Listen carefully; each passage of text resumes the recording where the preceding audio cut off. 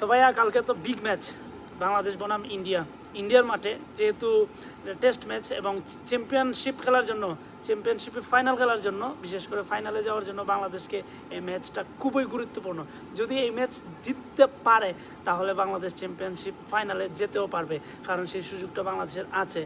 এবং যেহেতু পাকিস্তানের মাঠে হারিয়েছে, আসেন কি না,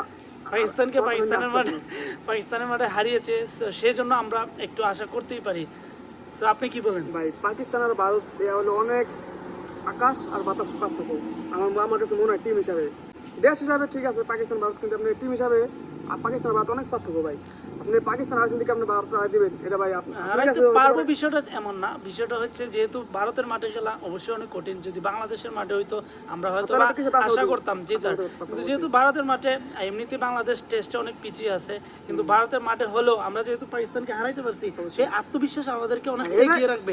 সেই জন্য আমরা চাই ভালো কিছু করুক, বা হারেও যদি একটু ফাইট করুক। হারবে হয়তো বা ইনিংস ব্যবধানেও হারতে পারে, কারণ অতীতে এরকম হয়েছে।